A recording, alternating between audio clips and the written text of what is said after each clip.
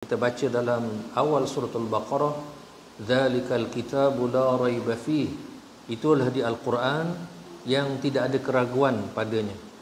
Jadi bayangkan kalau orang Islam sendiri ragu-ragu tentang Al-Quran, kan? Kalau kita yang namanya Islam pun ragu-ragu, apatah lagi orang bukan Islam. Maka amat tidak wajar bila kita timbulkan keraguan dan tidak kepastian terhadap Al-Quran. Sebab Al-Quran itu disebut sebagai dilalatul qat'i. Penghujahannya adalah muktamad, dia datang daripada Allah. Bila dia datang daripada Allah, maka tidak ada cacat padanya, tidak ada kesilapan padanya.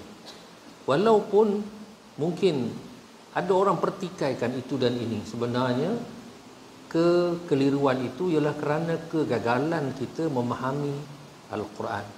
Ataupun mungkin pada ketika itu tidak sampai lagi kemampuan dan keupayaan akal manusia untuk menerokai apa yang disebut oleh Al-Quran. Itu dia. Hari ni kita tengok misalnya Allah sebut, kita selalu baca surah Yasin. Allah sebut wasyamsu tajri limustaqarril laha dzalika taqdirul azizil alim. Dan matahari itu dia bergerak mengikut paksi dia, dan itu adalah merupakan ketentuan Allah Subhanahu Taala yang Maha mengetahui. Punya matahari ni dia ada track dia ada laluan dia yang dia lalu. Dia bukan boleh ikut suka dia nak pergi sana pergi sini dah. Macam kalau kita tengok daun yang terbang tu kan, dia ikut dia terbang, bila angin kuat tiup sana-sana. Tapi matahari dah Allah Taala aturkan perjalanannya. Dan begitu juga dengan bulan. Dan bila orang buat kajian tentang matahari dan bulan, rupa-rupanya matahari dan bulan ni dia bergerak tak sama laju. Tak sama laju, kan? Dan trek perjalanannya pun berbeza. Tetapi putarannya itu mempengaruhi ketentuan bilangan hari dan juga bulan pada setiap bulan. Kan? Sebab itu setiap bulan dia ada anak bulan yang kita nak raya puasa tengok anak bulan kan. Gitu. Dan dia merupakan penentuan kepada bilangan hari dan juga bulan bagi kehidupan manusia. Gitu. Itulah peranan dia. Bulan tu dia bergerak, dia macam zigzag, dia bergerak macam tu. Dia pusing, tapi dia cara dia bergerak zigzag. Ada pun matahari dia straight. Tu dia. Kan? Tapi dia maksudnya dia akan tetap sama walaupun pergerakan bulan itu dia lebih laju daripada matahari. Dia laju tapi dia bergerak macam tu. Jadi dia akan jadi lambat balik. Seorang ikut highway, seorang ikut jalan lama. Tu dia. Yang ikut jalan lama jalan dulu. Kan? Kamu nak pergi Kuala Lumpur, ikut jalan lama. Okey, kamu pergi dulu. 40 minit kemudian kita pun ikut. Tapi kita naik highway. Akhirnya kita akan sampai sama-sama. Macam itulah matahari dan bulan. Bulan tu dia bergerak dengan cara dia tersendiri. Jadi Al-Quran, apa yang Quran sebut itu tidak pernah silap. Tidak pernah silap. Bahkan lebih-lebih lagi hal-hal yang berkaitan dengan perkara gaib, tentang azab, tentang syurga, tentang neraka, balasan baik, balasan buruk. Sebab itu Allah kata dalam ayat ini, kalau kamu ragu-ragu, Allah sebut kepada orang kafir, tetapi kita nak ambil iktibar untuk diri kita, kita tidak boleh dan jangan sekali-kali meragui Al-Quran. Bahkan hendaklah kita belajar dan kita pegang sungguh dengan Al-Quran itu. Sebab dia merupakan kitab yang tidak ada keraguan padanya. Tak ada ragu-ragu. Bila Allah kata macam itu, macam itulah. Itu dia. Sebab itu kita tengok ada orang susun beberapa kalimah-kalimah Al-Quran. Bagus juga, dia ada ikhtiar dia buatkan. Dia kata bila kita jiwa kita tak tenang kan, kadang-kadang macam-macam masalah hidup, baik yang dah berkeluarga atau yang bujang dan sebagainya, ada macam-macam. Jadi bila kita tak tenang, apa yang kita nak buat? Iaitu dengan mengingati Allah. Macam mana kamu tahu? Sebab Allah sendiri sebut. Bila Allah kata ingat dia, tenang jiwa, kita pegang tu. Kan? Pandai-pandai. Tak, memang saya tidak pandai-pandai. Sebab ini yang Allah sebut. Allah kata ala bidzikrillahi tatmainnul qulub. Ketahuilah hanya dengan mengingati Allah, dengan zikir kepada Allah, jiwa-jiwa akan menjadi tenang. Jadi kita zikir kepada Allah bila timbul keresahan, bila hati kita tak tenang. Sebab apa yang Allah sebut itu pasti dia merupakan satu benda yang betul dan benar. Dia tidak silap. Adapun perkataan-perkataan manusia, bijak pandai, ahli falsafah, kalau selagi dia manusia dan bukan berasas kepada Al-Quran ataupun hadis, maka kata-kata begitu tidak pasti betul. Mungkin kebetulan, tapi bukan satu kepastian.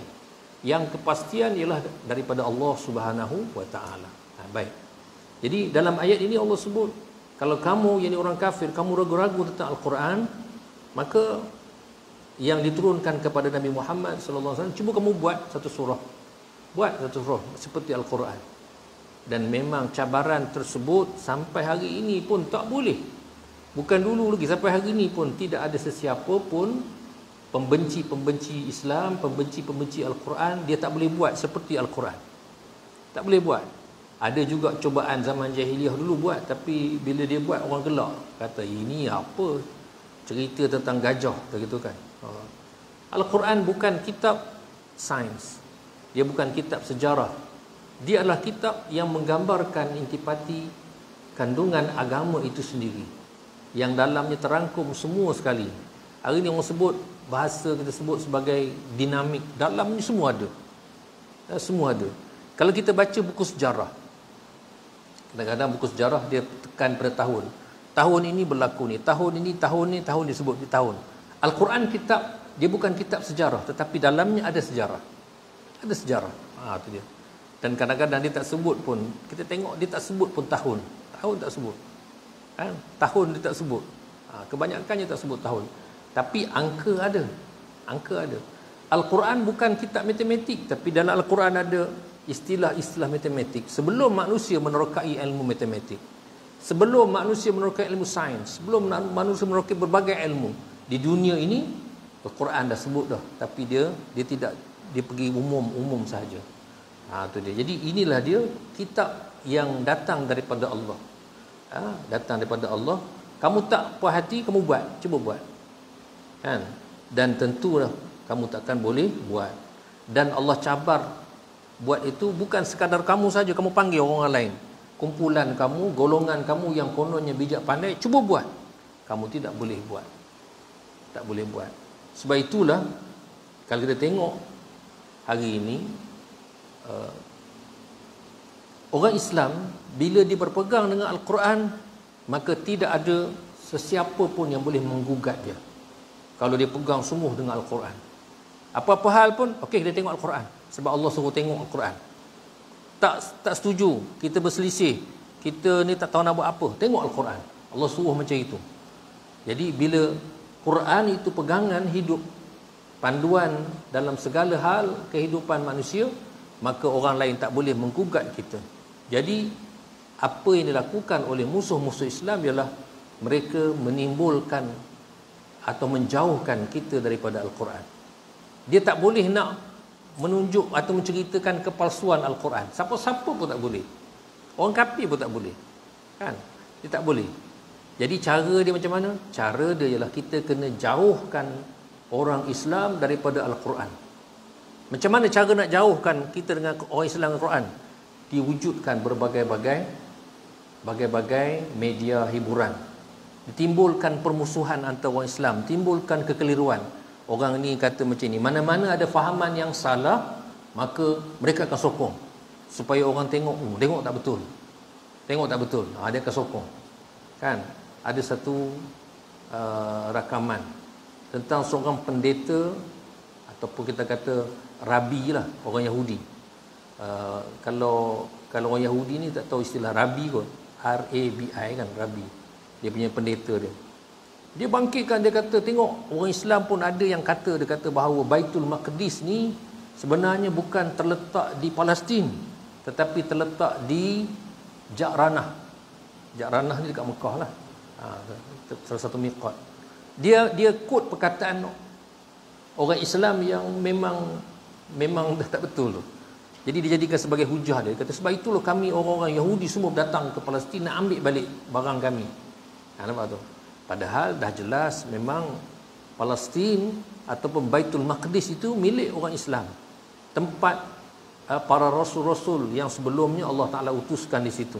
Tempat lahirnya Nabi Allah Isa alaihissalam. Sampai hari ni pun ada lagi nama tempat tu dipanggil Baitul Laham. Kan, Baitul Laham. Baitul Laham ni ada ilmuwan menyebut dia adalah dari perkataan Arab Baitul Lahmi, rumah daging, merujuk kepada tempat lahirnya Nabi Isa alaihissalam. Lahir begitu kan, tak ada doktor, tak ada apa, lahir. Jadi sebab itu disebut rumah daging. Baitul Laham. Hari ni pun namanya Baitul Laham. Jadi tengok orang Yahudi bila ada kesempatan dia akan guna orang Islam. Dan orang Islam yang sesat ini, dia bila dia keluarkan kenyataan-kenyataan sebegitu, maka sebenarnya kenyataannya itu mengelirukan orang lain dan memberi peluang kepada musuh. Itu dia. Jadi kita balik kepada Al-Quran, itu dia. Jadi Allah kata apa di sini? Sekiranya kamu ragu-ragu apakah benar Al-Quran itu datangnya daripada Allah, ataupun hanya karangan Muhammad sahaja sebagai buah fikirannya yang diciptakannya, maka Allah mencabar mereka dengan firman-Nya, fa'tu bisuratin mim mithlih, cubalah kamu ciptakan, cubalah kamu karangkan, tidak usah banyak, hanya satu surah sahaja seumpama Al-Quran itu. Itu dia.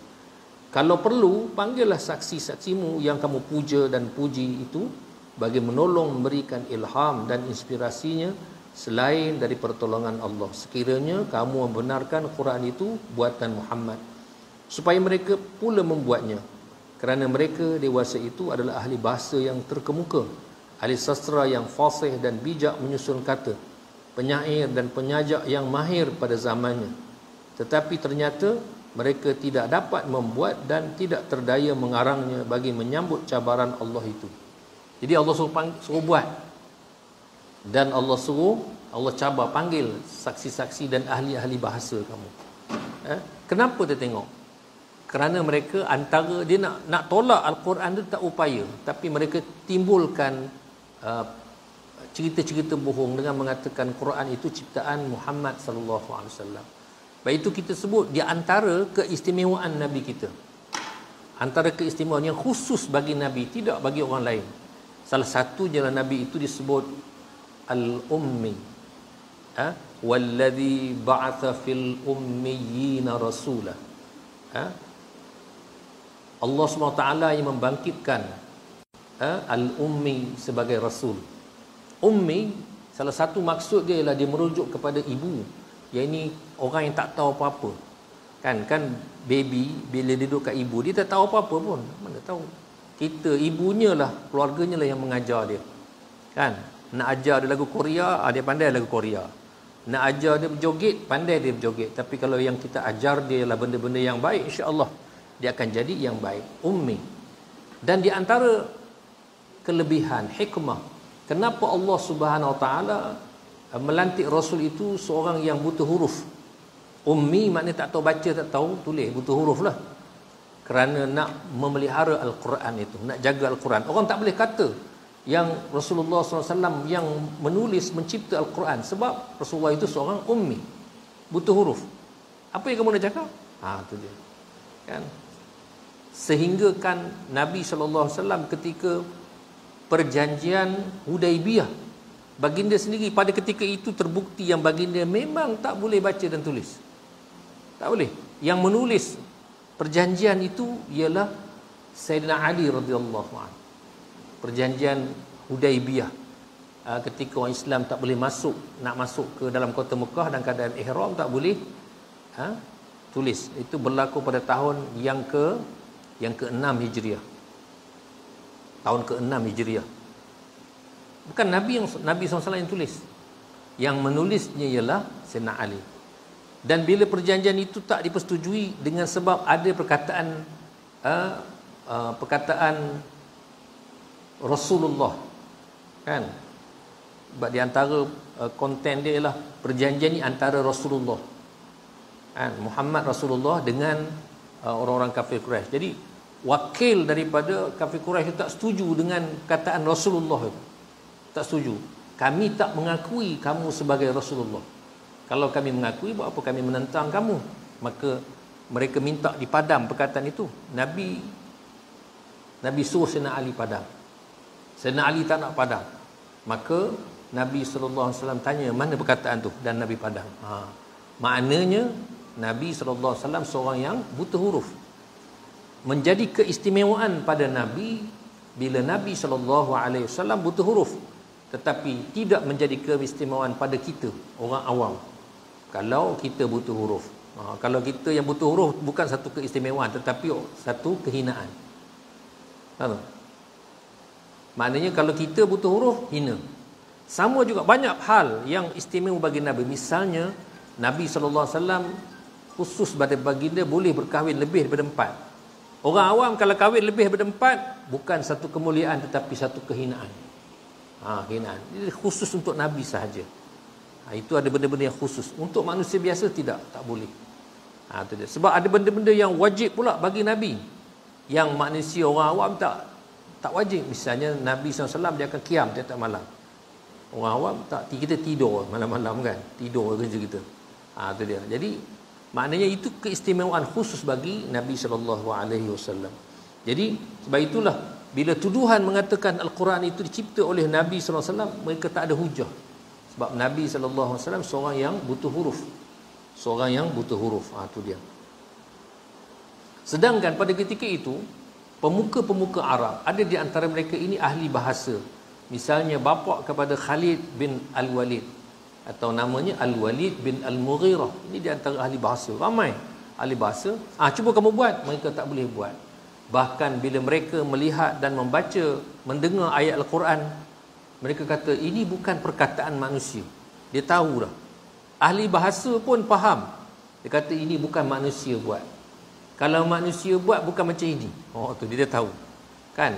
Dengan keupayaan mereka pada ketika itu, mereka boleh menilai bahawa Al-Quran ini datang daripada satu zat yang maha tinggi. Cuma orang-orang yang jahil, orang-orang yang benci kepada agama, memang itulah ayat dia dan hujah dia. Kan? Dia timbul macam-macam kekeliruan. Baik itu kita, mudah-mudahan Allah beri kepahaman dan Allah bagi kita kekuatan untuk berpegang dengan Al-Quran. Kita pegang Al-Quran tu. Baik. Itulah sebabnya Allah menyeru lagi pada ayat 24. A'udzubillahi minasyaitonirrajim. Fa in lam taf'alu wa la taf'alu fattaqun naral lati waquduha an-nas wal hijarah u'iddat lil kafirin. Jika kamu tidak dapat kamu buat, jika tidak dapat kamu buat, dan pasti tidak akan dapat kamu membuatnya, maka takutlah kamu akan api neraka yang penyalakannya manusia dan batu-batu neraka itu disediakan untuk orang-orang kafir. Jadi dalam ayat ini Allah SWT nak bagi ancaman. Allah kata, kalau kamu tak boleh buat, dan memang sebenarnya kamu tak boleh buat, Allah tahu dah. Sebab kita pun Allah Ta'ala yang cipta. Batasan keupayaan kita sebenarnya ditentukan oleh Allah. Allah tahu apa yang mampu kita buat dan apa yang tidak mampu kita buat. Sebab itu dalam perintah ibadah yang ada dalam Islam, Allah tahu dah apa yang kita boleh buat dan apa yang kita tak boleh buat. Kan? Sebab itu dalam ayat Allah sebut la yukallifullahu nafsan illa wus'aha. Allah SWT tidak membebankan setiap jiwa itu melainkan apa yang mampu dia tanggung. Semayang kita boleh buat tak? Boleh. Tapi kenapa ramai orang tak semayang? Kenapa orang tidur lagi waktu subuh? Itu dia sendiri yang tak hendak. Dia tewas dengan hawa nafsu dia. Itu dia. Boleh tak manusia meninggalkan arak dan judi? Boleh. Kenapa ada orang Islam yang minum arak dan berjudi? Dia kalah dengan hawa nafsu dia. Dia kalah dengan hawa nafsu dia. Boleh tak orang Islam dia menutup aurat dia? Boleh. Baru ni kan ada lomba lari dekat Singapura tengok. Kan lomba lari, sukan C ke sukan apa tau. Kan? Sukan kat Singapura. Hak berlari tu dia semua adalah laki perempuan berlari kan. Hak Malaysia hanya ada 2-3 orang hak lari yang 4 kali 100 tu. Rasanya 2 orang ke 3, dia 4 orang kan. 3 orang tak silap atau 2 orang daripadanya elok tutup aurat. Yalah walaupun ketat pakaian dia tapi dia tutup semua. Pakai tudung semua, pakai tie, pakai track. Hak negara lain semuanya pakai seluar pendek kan. Perempuan. Yang menang orang pakai tudung. Dah. Apa hujah orang yang tak pakai tudung ni kata dia boleh lari laju? Tak ada hujah sebenarnya. Kalah pun. Sebenarnya saja orang benci kepada Islam, dia nak timbulkan nak menimbulkan unsur-unsur tidak baik dalam apa segi, sehingga kalau kita tengok dalam dunia sukan pun, tengok ada sukan-sukan yang terpaksa pakai pakaian yang teruk. Sebenarnya tak perlu pun, yang nak sukan bukan pakaian itu, tapi dibuat supaya orang matlamat itu dia dua dalam satu. Sukan yang itu pun sama. Tu dia kan. Tu. Jadi tengok, kalau yang pakai seluar pendek, yang pakai itu semua, kalau yang menang tu berlari pakai itu, baru kau tahu apa hujah kamu nak cakap begitu kan. Tu dia. Baik. Jadi balik di sini, Allah SWT sebut kalau kamu tak boleh buat, memang kamu tak boleh buat pun, maka kamu takutlah, kata Allah Ta'ala, akan api neraka. Fattaqun nar. Memang kita disuruh takut kepada api neraka kan. Memang disebut juga kita disuruh takut kepada Allah. Ittaqullah. Takutlah kamu kepada Allah. Dalam hadis Nabi SAW pun sebut, dia kata ittaqun nar, takutlah kamu kepada api neraka, yakni azab api neraka. Walau bisyikki tamratin, walaupun dengan secebis buah tamar. Itu dia. Maknanya kalau ada buah tamar sikit atau sebiji buah tamar, kamu kena takut kepada Allah. Maknanya pastikan buah tamar yang kamu nak makan itu halal. Halal, bukan dengan hasil curi.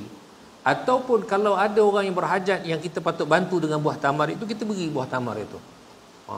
Takutlah kepada Allah. Dalam ini dikata fattaqun nar, takutlah kamu kepada api neraka. Kenapa kena takut kepada api neraka? Kerana api neraka ni, gambaran yang Allah Ta'ala beri dalam Al-Quran Al-Hadis, dia sangat dahsyat. Berbagai-bagai rupa kan. Ada yang begini-begini, sehingga kan kalau kita tengok dalam surah Al-Qiyamah, Allah sebut tentang salah satu daripada nama neraka itu ialah neraka Saqar, yang Allah Ta'ala sediakan bagi orang yang tak semayang kan. Dan bukan tak semayang lagi, mereka juga adalah orang yang tidak memberi makan kepada orang miskin. Dia tahu ada orang miskin yang tidak ada makanan, dia tak bagi pun. Dia boleh bagi, tak nak bagi, sombong. Siapa suruh kau jadi miskin kan? Tu dia tak nak bagi. Allah sebut mereka akan dimasuk dalam neraka Saqar. Dan neraka Saqar itu dia kata la tubqi wa la tadhar, yang bila dia bakar kulit tu, dia tidak meninggalkan baki. Dia macam telan, tak ada baki. Itulah dia sifat neraka Saqar. Amat menakutkan kan. Dan berbagai-bagai lagi gambaran tentang neraka yang Allah sebut dalam Quran kan, yang apinya menyambar-nyambar fi jidiha fi amadin mumaddadah kan. Di tengah-tengah dia neraka tu ada tiang yang apinya itu menyambar-nyambar. Tu dia. Jadi maknanya gambaran-gambaran tentang neraka ni sungguh menakutkan, dan kita wajib takut kepada neraka. Bukan bermain-main menggunakan perkataan kita, tak apa masuk sekejap je, alah kubur masing-masing, kalau aku masuk neraka aku sendiri je masuk. Jangan cakap begitu. Sebab perumpamaan dan permainan-permainan begini adalah perangai ahlul kitab, orang Yahudi ni perangai. Mereka hanya kata wa qalu lan tamassana an-nar illa ayyaman ma'dudah. Orang Yahudi ni dia kata apa, kami ni tak apa masuk neraka sekejap je, dia kata gitu. Tu dia. Dia main-main kan, sekejap dia kata gitu. Tak apa, masuk pun tak apa. Orang hari ni pun macam itu juga. Dia sebut tak apa, masuk neraka lah, peduli apa aku. Dia bercakap ketika di dunia kan. Memang macam itulah manusia ni, selagi belum tiba waktu dia, belum tiba saat dia cakap besar. Baik itu Allah sebut dalam Al-Quran, kata la tarawunnal jahim thumma la tarawunnaha ainal yaqin. Kamu akan melihat neraka jahim itu, dan kamu akan lihat dengan mata kamu yang sebenar. Pada ketika itu kamu akan nampak betul, kamu akan tengok betul. Jadi sebab itu kita minta Allah Ta'ala pelihara kita. Kita membaca doa kan bulan Ramadan, Allahumma inni Allahumma inna nas'aluka ridhaka wal jannah. Wa na'udzubika min sakhatika wan nar. Wahai Tuhan, kami mohon keredaan-Mu dan juga syurga. Minta Allah redha dan minta syurga. Minta Allah jauhkan daripada kita, dijauhkan daripada Allah murka dan neraka. Jangan kau marah kami dan jangan masukkan kami dalam neraka. Kita minta itu. Sakhatika wan nar. Tu je. Maknanya kita minta jauh daripada api neraka. Neraka ni bukan alat mainan. Bahkan hendaklah kita takut pada neraka kan. Tu dia. Jadi bila takut pada neraka, susuli dengan tindakan kita. Apa yang patut kita buat dan apa yang patut kita tinggalkan. Itu dia. Baik. Dengan penjelasan ayat ini teranglah bahawasanya tidak seorang pun yang dapat membuat karangan seperti Al-Quran, kalau ada pun mereka yang cuba menyusun dan mengarangnya. Maka karangan-karangan itu pernah didapati dari kalangan nabi-nabi palsu yang membuat Quran palsu pula. Jadi maknanya tak ada orang yang boleh buat dulu dan kini. Mungkin ibu-ibu pernah melihat kitab khususnya kitab Bible kan. Bible hari ni dia dah ada dalam berbagai-bagai versi bahasa. Dia orang advance. Nak Bible Melayu ada, nak Bible dalam bahasa Cina ada, dalam bahasa India ada, apa-apa bahasa dalam dunia ni semua ada Bible, semua ada kan. Tu dia. Quran tak banyak lagi terjemahannya. Lagipun Quran bahasa dia ialah Quran lah, bahasa Arab. Terjemahan dia tak masih lagi tidak begitu banyak kan. Tu dia. Lepas itu ada juga saya tengok iklan tu, orang di Sabah, bangsa Kadazan, suku Kadazan, mereka tengah usahakan terjemahan Quran dalam logat Kadazan supaya dia boleh faham kan. Yang penting tu faham. Macam kita lah, bahasa Melayu bukan bahasa Al-Quran. Tapi kalau tak ada bahasa Melayu tu, kita langsung tak faham apa dia macam ni, tak faham apa dia ayat Al-Quran tu kan. Jadi penterjemahan itu penting kan. Jadi kalau kita tengok dalam Bible, kita tahu Bible ni ditulis oleh Paulus. Paulus ni seorang pendeta Nasrani yang hidup 100 tahun selepas Nabi Isa AS diangkat. 100 tahun. Nabi Isa dah diangkat ke langit, 100 tahun selepas itu ada seorang pendeta Nasrani namanya Paulus. Dialah yang menyusun kitab Bible sampai hari ni. Baik itu kalau ibu-ibu pernah tengok kitab Bible ni, dia ada Old Testament dengan New Testament, Perjanjian Lama, Perjanjian Baru. Dalam Perjanjian Lama tu dia ada banyak bab lah, ada banyak kitab, nama dia ada 39 kitab. Perjanjian Baru tu semua surat daripada Paulus lah surat dia. Kita baca isu tak apa cerita je kan. Yang bab kitab-kitab dia tu pun, yang 38 kitab itu pun merapu juga kalau kita baca kan. Ada seorang ustaz daripada Kedah tu, dia buat kajian sikit dan dia ceritakan tentang detail tentang tu. Banyak benda-benda yang bertentangan, yang tak logik, yang menghina Nabi, menghina Rasul-Rasul sebelum, menghina Tuhan. Itu dia kan. Kemudian yang surat-surat Paulus, surat pun masuk dalam tu kan. Jadi sebab itu dia kata sini, dia kata yang buat seumpama Al-Quran ni ialah siapa dia? Nabi-Nabi palsu. Kalau Quran lah, sebab Quran ni kitab yang terakhir kan, kitab yang terakhir. Apa yang mereka buat tu tak sama dan sangat-sangat nampak tak ada nilai, tak ada kualiti. Tu dia. Didapati Quran yang mereka susun dan mereka cipta itu adalah merupakan karangan yang tidak bernilai jika hendak dibandingkan dengan susunan Al-Quran, kerana ada sahaja cacat celanya. Tak ada nilai sebenarnya Quran mereka. Apa yang dia buat tu tak ada kualiti lah. Ialah kau nak lawan dengan Tuhan kan, nak lawan dengan Tuhan. Kita tengok hari ni Allah SWT mencipta manusia. Kita ni Allah cipta. Adakah orang boleh buat macam manusia? Tak boleh. Walaupun dia boleh buat robot, kemudian dia buat macam manusia, tak sama. Hatta kita ambil satu juzuk dalam diri manusia yang namanya darah kan. Kita sebut kempen derma darah tu pun manusia tak boleh cipta. Sehingga diadakan kempen derma darah. minta darah sikit sebab kita nak rawat orang sakit, orang kemalangan dan sebagainya, perlukan darah. Kan? Jadi kalau ada, kita tabung darah kita banyak. Tu dia. Jadi maknanya manusia tak mampu nak cipta benda yang Allah Taala buat, tak boleh. Dalam Quran Allah sebut, kalau kamu hebat juga kamu cipta seperti lalat. Lalat pun tak boleh cipta. Ini kan pula Al-Quran yang hebat. Nak cipta pasti dia kata tak ada, takkan boleh, dan takkan tidak akan bernilai. Sia-sia je karangan kamu tu. Tu dia. Penuh dengan kecacatan. Kadang-kadang susunannya mengandungi kata-kata yang janggal didengar oleh telinga. Ada pula yang mengandungi kata-kata yang tidak sopan dan setengahnya sangat lucah. Kadang-kadang mengandungi tamsil ibarat yang sangat rendah dan tidak bermutu langsung. Maka dengan adanya kelemahan-kelemahan ini menandingi Al-Quran, bermakna Al-Quran adalah mukjizat, iaitu yang melumpuhkan kebolehan seseorang yang hendak membuat karangan seperti Al-Quran. Sebab itu Al-Quran ni disebut sebagai mukjizat. Mukjizat apa dia? Dia melemahkan. Dia melemahkan siapa? Melemahkan yang cuba menandingi Al-Quran. Kau buatlah macam mana hebat pun, panggillah ahli bahasa yang hebat, akan terserlah kepalsuan dan kecacatan apa yang kamu karang. Takkan boleh. Takkan boleh. Tu dia. Kan? Sebab itu hari ni kalau kita sebut pasal kitab Al-Quran,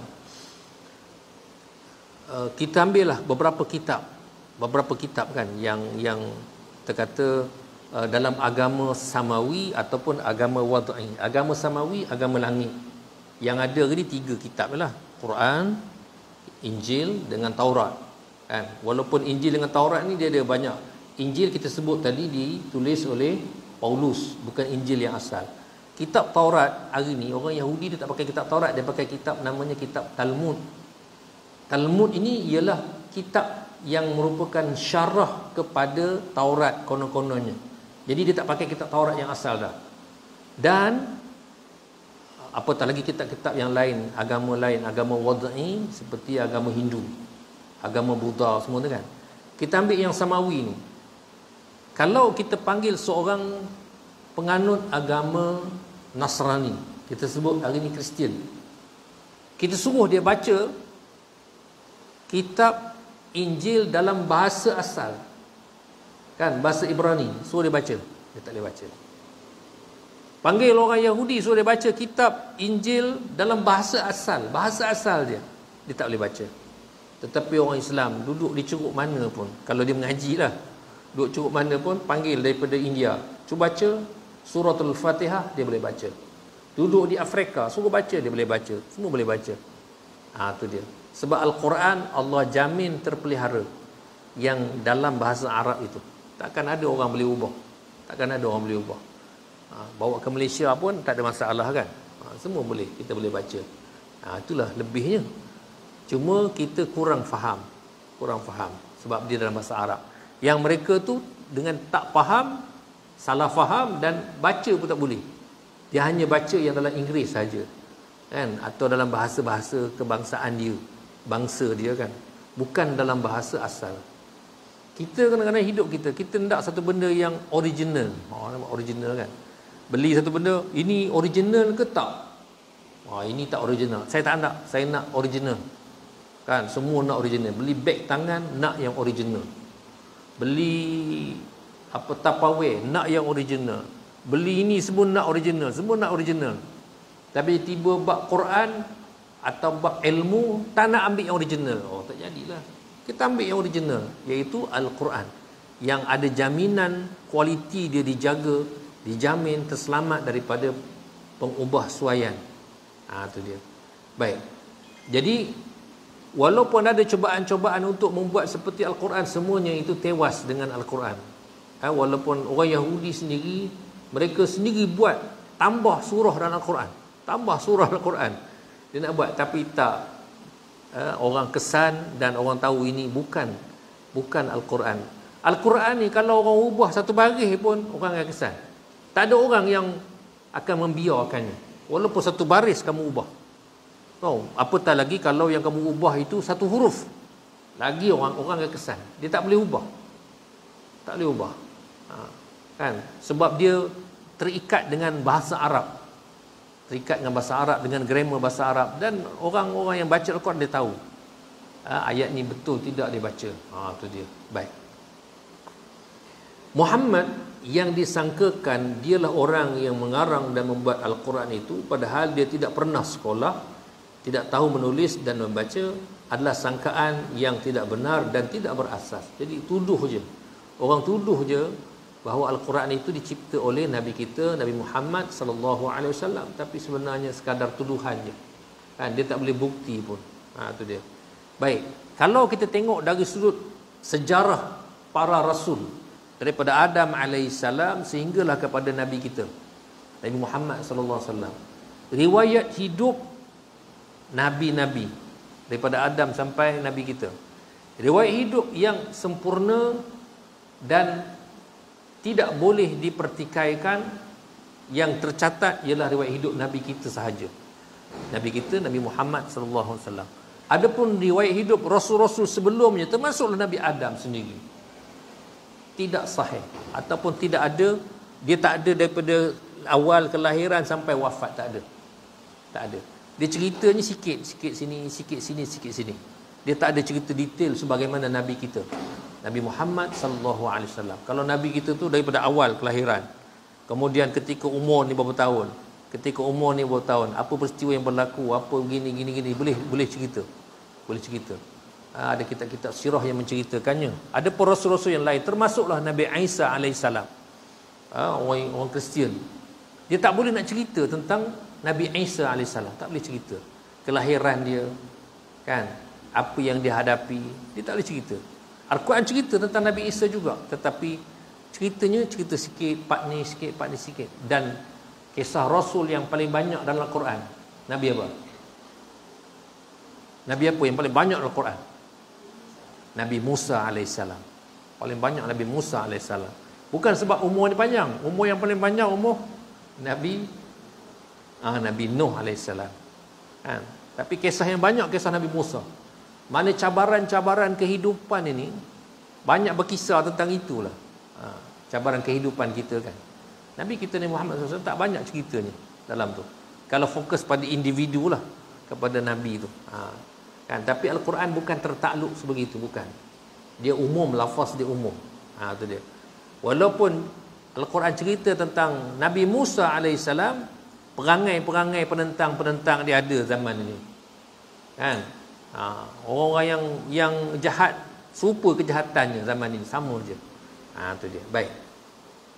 Jadi maknanya tomahan bahawa Nabi SAW mengarang Al-Quran itu tidak benar, kerana Nabi SAW tidak belajar, tak sekolah, kan, bukan ahli bahasa, dan ini tak boleh dinafikan. Maknanya Nabi seorang ummi, buta huruf, seorang yang buta huruf. Bayangkan Nabi SAW anak yatim, dia anak mak dia seorang je. Mak dia Aminah hanya melahirkan dia sahaja. Dia tak ada adik-beradik lain, tak ada. Kemudian ketika dalam kandungan, ayahnya wafat, kan. Jadi maknanya seorang dia je. Orang kalau zaman itu bila tidak ada ayah, maknanya memang hidupnya akan terabai. Tak ada orang nak menanggung dia, tak ada orang nak bagi belanja dan sebagainya. Mana mungkin Nabi SAW nak sekolah, kan. Ala kemasa nak menyusu tu, kalau kita baca kisah Halimatus Sa'diyah daripada Bani Bakar, bila nak menyusu tu mula, sampai masa dia duduk di kabilah Bani Bakar, duduk di luar Mekah. Mereka masuk dalam kota Mekah cari bayi-bayi yang sedia untuk diambil upah susu. Masa tu memang budaya dia upah, bukan free menyusu ni. Jadi Halimatus Sa'diyah dia dah sampai kepada Nabi SAW. Dia sampai kali pertama.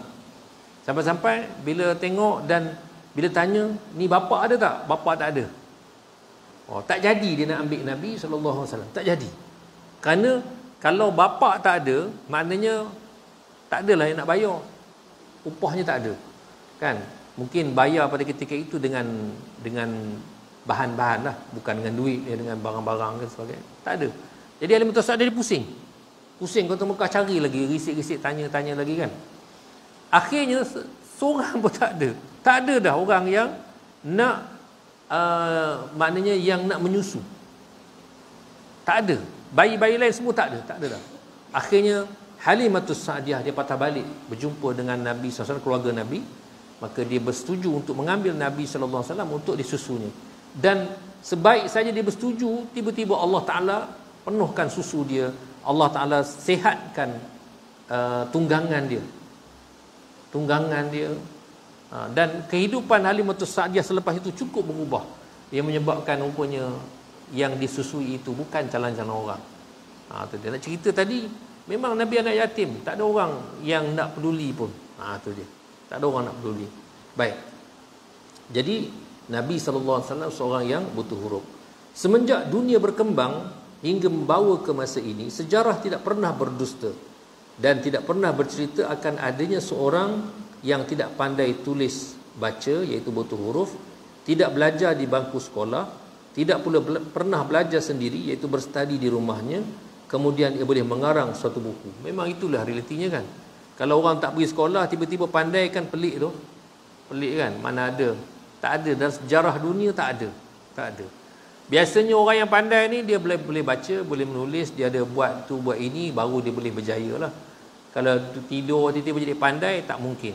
Itu dia. Jadi begitulah hakikat Nabi SAW yang tidak pernah bersekolah. Tak mungkin bagi dia pandai tiba-tiba. Berisi di dalamnya banyak pelajaran-pelajaran, peraturan-peraturan dan ilmu pengetahuan yang dapat digunakan sesuai dengan sekalian tempat dan sesuai untuk sekalian umat serta sesuai untuk segenap masa. Hingga sekarang tidak pernah kita dapati orang yang seperti itu, baik orang hidup di negara barat maupun di negara timur. Memang tak ada sebenarnya. Semua orang dia kena belajar. Semua orang kena belajar. Tak ada orang yang tiba-tiba pandai. Baik, kita ambil satu kisah. Imam kita, Imam Asy-Syafi'i rahimahumullah. Imam Asy-Syafi'i, imam mazhab kita. Dia lahir di mana? Dia lahir di Palestin, Gaza, yang sekarang ni orang Islam kena serang Gaza. Situlah tempat kelahiran Imam Asy-Syafi'i, atau nama sebenarnya Muhammad bin Idris. Jadi bila dia lahir situ, tak lama waktu dia kecil ayahnya meninggal. Ayah meninggal. Kan? Dia lahir situ tu, dia memang orang Mekah. Ayahnya orang Mekah, maknya orang Mekah. Tapi mereka berjalan atau bermusafir ke sana, tak tahu apa tujuannya. Dan ketika di sana telah Imam Syafi'i lahir dan ayahnya meninggal. Bila ayah meninggal, mak dia bawa balik ke Mekah. Kan? Dan di Mekah, mak atau ibu Imam Syafi'i hantar anak dia belajar. Mula-mula belajar bahasa Arab dulu. Kan? Selain daripada kecil dah hafaz Al-Quran, dia hantar pergi duduk dengan kabilah Bani Huzail. Belajar untuk mendalami bahasa Arab. Pergi hantar ceruk dunia. Kan? Hantar dekat kabilah tu belajar bahasa. Dan akhirnya Imam Syafi'i dia hidup dengan budaya ilmu, belajar sampai habis. Ulama-ulama di Mekah tu semua dia belajar. Termasuklah Qadi Mekah. Dia dah belajar sampai Qadi tu kata, kamu kalau kamu nak belajar lagi, kamu pergilah ke Madinah. Di Madinah ada seorang alim, seorang ulama besar, iaitu Imam Malik. Pergi belajar dengan dia. Mak dia dah habis belajar di Mekah, pergi ke Madinah belajar pula. Jadi kita tengok hari ni, memang tidak ada sejarah orang yang pandai tiba-tiba lagi, macam mana kau boleh pandai? Tak tahu, tiba-tiba je pandai. Tak mungkin. Dia mesti melalui proses belajar. Berlainan dengan Nabi SAW. Nabi tak belajar pun, tapi dia pandai. Kenapa? Kerana Nabi SAW dibimbing oleh Allah. Allah yang mengajar Nabi. Disebut adibni rabbi fa ahsana ta'dib. Aku ni dididik oleh Tuhanku. Kadang-kadang ada benda yang Nabi SAW tak tahu. Nabi kata nanti dulu, tunggu dulu. Aku tunggu wahyu daripada Allah. Maknanya Nabi SAW tidak mengikut hawa nafsu baginda. Tak. Kalau benda-benda yang Nabi tak tahu, Nabi kata tak tahu, tunggu dulu. Tunggu wahyu turun. Aku tunggu perintah daripada Allah. Bila Allah perintah baru aku buat. Itu dia. Sebab itu bila hijrah pun Nabi SAW tak berhijrah. Nabi suruh sahabat pergi dulu. Kenapa Nabi tak berhijrah? Kerana belum datang perintah daripada Allah. Allah tak suruh lagi. Bila Allah tak suruh, takkan aku pandai nak buat. Itu dia. Jadi di sinilah nak menunjuk bahawa Nabi kita ini dibimbing, dididik oleh Allah. Sampai Nabi bercakap pun Allah Ta'ala wahyukan. Allah sebut dalam Quran apa dia? Wa ma yantiqu 'anil hawa in huwa illa wahyun yuha. Dan dia ini Muhammad tidak bercakap ikut hawa nafsu dia, melainkan dia diwahyukan oleh Allah Subhanahu Wa Ta'ala. Allah yang wahyukan. Maka Nabi bercakap. Baik. Maka adalah menjadi satu perkara yang ajaib bahawasanya Nabi Muhammad sallallahu alaihi wasallam telah mengubah umat bangsanya yang pada mulanya hidup tiada berperaturan, suka melakukan kekejaman, diubah menjadi umat yang berbudi pekerti, yang halus dalam masa 23 tahun.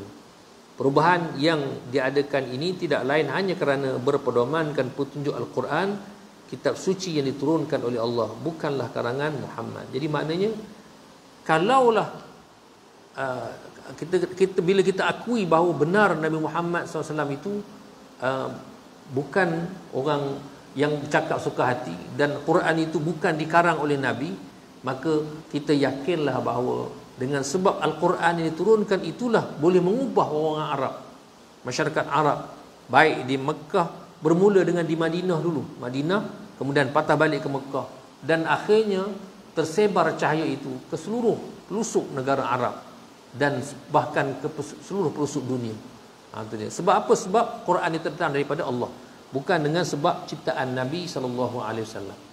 Begitu orang boleh ikut.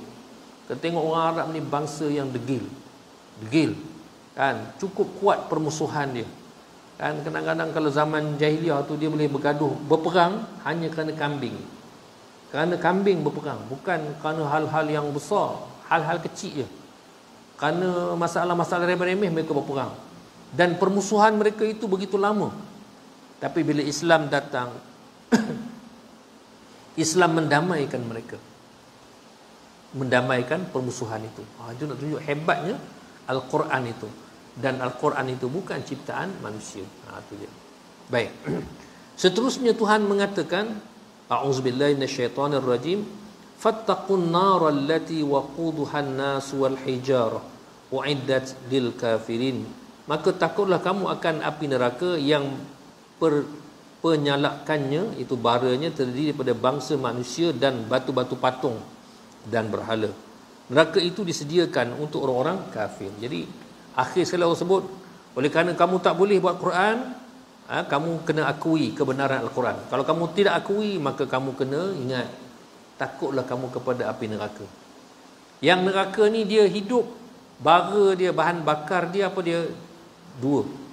Satu manusia, satu lagi batu.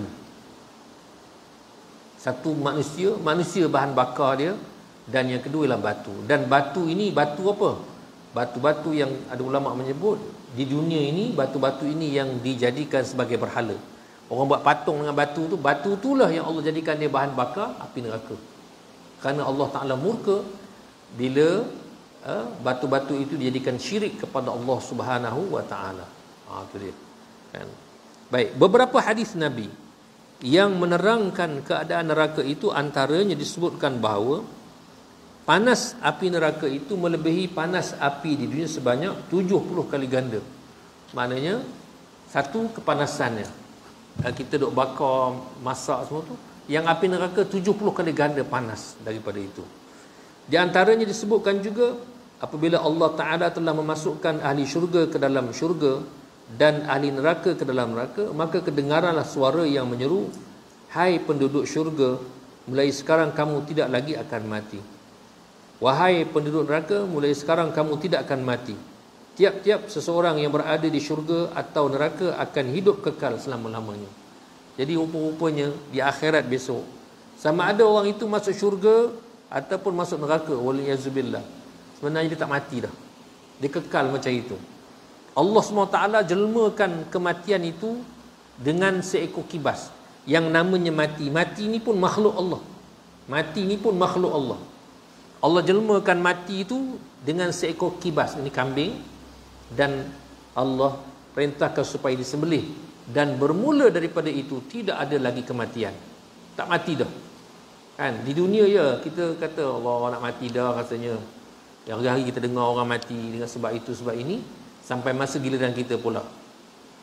Kita mati sekali je. Mati sekali hari ni je.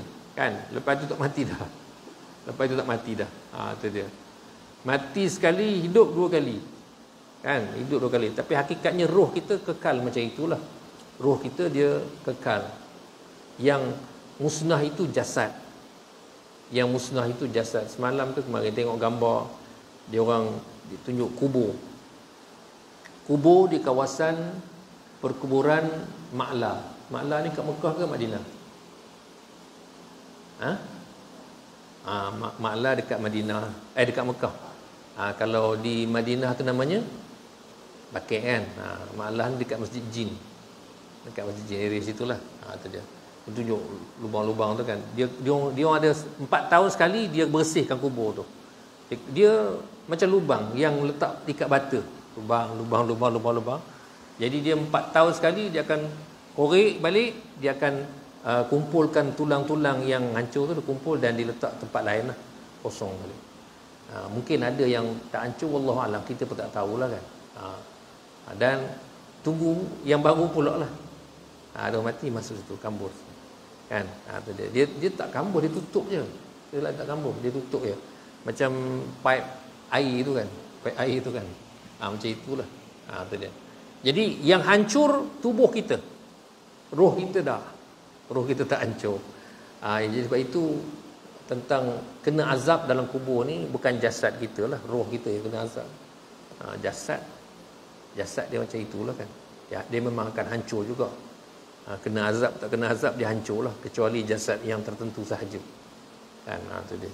Jadi maknanya api neraka tadi nak cerita, dia akan bila manusia masuk syurga atau masuk neraka, dia tak mati dah. Allah jelma kematian, dan bermula daripada itu tidak ada kematian lagi. Dalam Al-Quran Allah sebut surah Ghasyiyah, Allah kata apa? Thumma la yamutu fiha wa la yahya.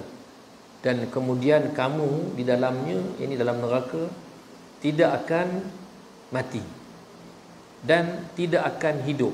Sudah. Mati tidak, hidup pun tidak. Macam mana tu maksudnya tu? Dan ulama menjelaskan maksud tidak mati dan tidak hidup ini ialah orang yang masuk neraka ni dia kena azab. Bila dia merasai kepedihan dan kesakitan yang amat sangat daripada api neraka tu, maka dia rasa terseksa. Kita tengok di dunia ni kan, ada orang dia sakit kena, Allah tak apalah, biar aku mati pun tak apa, aku mati pun tak. Macam itulah maksudnya tu. Thumma la yamutu fiha wa la yahya. Dia tak mati sebenarnya. Tak mati, tapi macam matilah. Itu yang disebut tu. Kan kadang orang menderita, matilah. Tengok kalau tuan-tuan ibu-ibu tengok, ibu ikut Syria Care kan. Syria Care yang NGO yang pergi tolong orang Syria ni, masya-Allah. Kita malu. Budak-budak kecil, anak-anak yatim ni kan. Ya, perkataan dia itu perkataan yang hebat sebenarnya. Kan dia bercakap tu rasanya dia lebih kuat iman daripada kita lah. Kan. Kata orang temu ramah dia, macam mana kamu sekarang ni? Dia kata kami ni sejuk betul, sejuk. Kan kami tak ada bahan bakar nak memanaskan badan kami. Dulu ayah ada, ni ayah dah syahid, dia kata. Kan kawan-kawan kami pun ramai dah mati, dia kata. Kawan-kawan kami budak-budak umur 7, 6 tahun, 5 tahun. Kata. Kami doa supaya kami ni cepat mati, dia kata, supaya kami boleh jumpa kawan-kawan kami, keluarga kami dalam syurga. Itu dia minta. Kan? Itu budak 6 tahun 7 tahun bercakap tu. Sedangkan kita ni kalau boleh tak nak mati lagi, nak raya tahun depan ni, raya lagi, hari tu raya tak puas, kuih tak boleh buat gitu. Kita kalau boleh nak panjang umur lagi, nak lagi angan-angan itu, ni belum beli lagi, ini belum rasa lagi, Allah. Kan? Budak-budak kecil itulah cakap perkataan dia. Kan? Tu dia. Hakikatnya kita sebenarnya, ataupun orang yang masuk neraka tu dia tidak mati. Yang masuk syurga pun tidak mati juga. Bahkan nanti kita akan tengok bagaimana kenikmatan dalam syurga tu. Bagaimana kenikmatan dalam syurga. Cuma kesimpulan yang kita nak buat di sini ialah orang-orang yang meragui Al-Quran, sebenarnya orang ini bersedia ataupun sahaja menempah neraka Allah Ta'ala. Bagi kita orang Islam, kita wajib beriman dengan Al-Quran. Dan kewajipan itu hendaklah kita susuli dengan mempelajari Al-Quran. Kena belajar Al-Quran. Bila ada kita dengar ayat Al-Quran, wajib kita beriman. Wajib kita beriman dengan ayat itu. Kan? Dan jangan kita jadikan dia sebagai bahan mainan kita. Jangan memperlekeh Al-Quran, dan sentiasalah kita taat dengan perintah-perintah yang terdapat dalam Al-Quran. Sentiasa taat. Suka tak suka bukan je urusan. Allah Ta'ala tanya, kalau kamu suka kamu ikut. Tak, Allah Ta'ala suruh ikut saja. Suruh beriman. Kan? Tak kira lah kamu suka tak suka. Itu dia. Inilah dia hakikat Al-Quran yang datang daripada Allah, yang tidak ada keraguan. Tidak ada keraguan. Tidak pernah silap, tidak pernah ada cacat, tidak pernah ada yang kita kata yang songsang dengan kehidupan manusia. Tak ada. Yang songsang tu yang lawan Quran. Yang lawan Quran itulah yang luar tabi'i. Yang ikut Al-Quran itu semula jadi. Semula jadi. Kita ikut Al-Quran memang itulah ikutan yang paling baik. Wallahu a'lam, kita berhenti sampai situ. Sampai ayat 24. Jadi sebelum akhir mungkin ibu-ibu ada nak tambah. Ada nak tanya ini mungkin tak kira lah kaitan dengan apa pun. Kita boleh jawab, kita jawab lah. Kita kongsi sama-sama. Allah alam. Silakan kalau ada.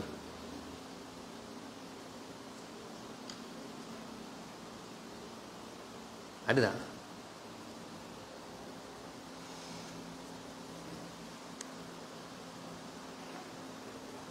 Tak ada. Jadi kalau tak ada, alhamdulillah, mudah-mudahan Allah Ta'ala kurniakan kefahaman kepada kita. Lazimkan diri kita dengan Al-Quran. Jangan baca Quran bulan Ramadannya. Teruskan membaca Al-Quran, dan ingatkan ahli keluarga kita lah baca. Anak-anak, suami kot, kan? Walaupun sedikit, dapat satu hari 3-4 muka pun alhamdulillah lah. Itu dia. Itulah sebenarnya bukti sejauh mana keimanan kita kepada Allah, cinta kita kepada Allah, Quran lah. Kan apa lagi bukti yang kita bersendiri dengan Allah Ta'ala, kan? Allah alam, ampun dan maaf kalau ada salah silap. A'udzubillahi minasyaitonirrajim. Bismillahirrahmanirrahim. Alhamdulillahirabbil alamin, wassalatu wassalamu ala asyrafil anbiya'i wal mursalin sayyidina Muhammadin wa ala alihi washabbihi ajma'in.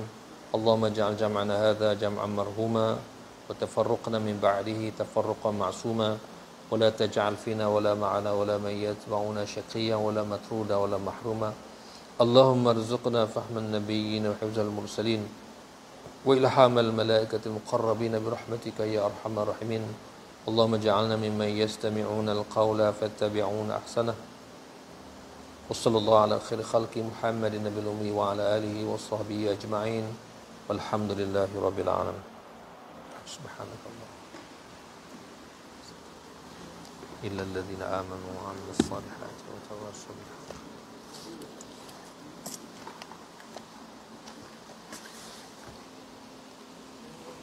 Assalamualaikum.